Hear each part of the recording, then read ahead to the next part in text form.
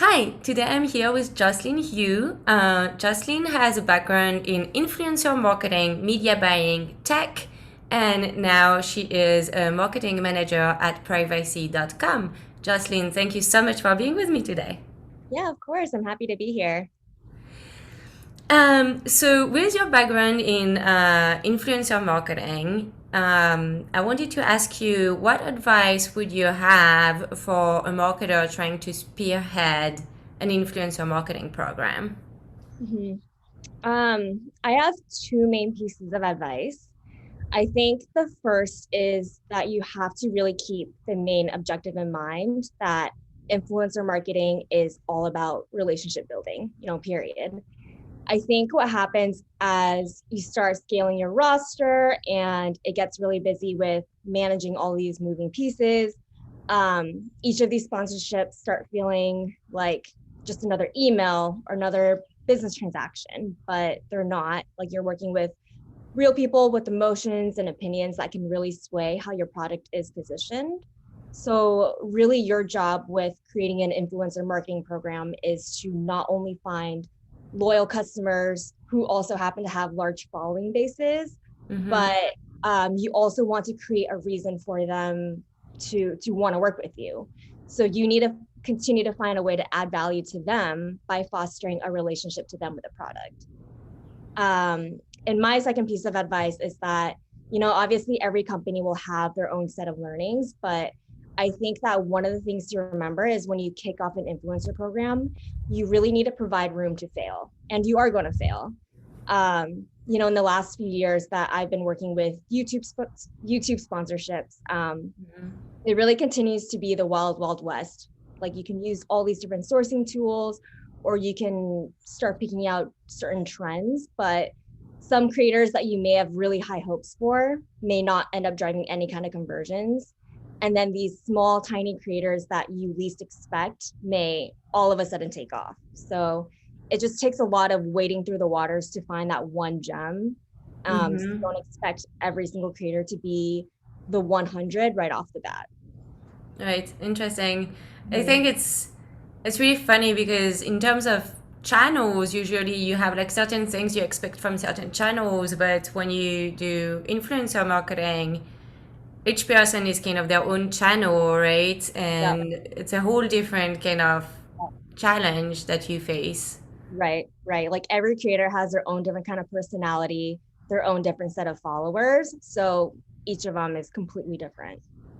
Right, right, right. So that brings me to my next question. How do you choose your influencers for your brand? Yeah. There are certain qualifiers that I look for. So the first one is definitely quality. You want to make sure that you're finding influencers that, fit the mission of your company. Mm-hmm. Um, the closer a creator is to your brand's mission, the easier it's going to be for outreach, for expecting a response from them, for driving home your talking points when they're talking about your product, and then ultimately building a long lasting relationship with them. That's ultimately the goal with all the creators that you work with. You want them to become lifetime Right. brand evangelists, Mm-hmm. because of the personal alignment that they feel with your product. But that doesn't mean you shouldn't branch outwards as well. You should definitely create a test bucket where you can experiment with creators that might not fit that cookie cutter mold of your brand. This is the only way that you're going to get more exposure and kind of extend outside of your comfort bubble. But just be aware that this may affect your costs and potentially require a little bit more hand holding during that relationship building process. And some other qualifiers that I look for is definitely category. So, what interest categories does your product lean towards? Is it more tech, more business, beauty, food, or drinks? Start there. You're definitely going to find your most engaged users in this set of people. And then Right. after that, I would do a Google search around your product, or even check social media. So, like, check Reddit, check Twitter to see who is talking about your product, what other topics are they talking about, and what these audience profiles might look like. And that will help you start sourcing other, interest threads where people who might be interested in your product will be. And then finally, I would say do your due diligence and your research. Always ask your influencers for screenshots of their audience demographics. So what are their audience's age, male, female split, and audience geography. And then for YouTube specifically, ask for the video retentions and average watch time. These metrics will help you gauge audience affinity and also determine where you should place the ad integration. For instance, if one of your creators has an average video drop off within the first minute of the video, don't expect to see really strong performance if you've secured a post roll. So these are just things to keep in mind when you're looking for different influencers Right. and also negotiating with them as well. Wow. Okay, great. So that's super helpful. Is there any other pitfalls that we should avoid as we launch influencer programs?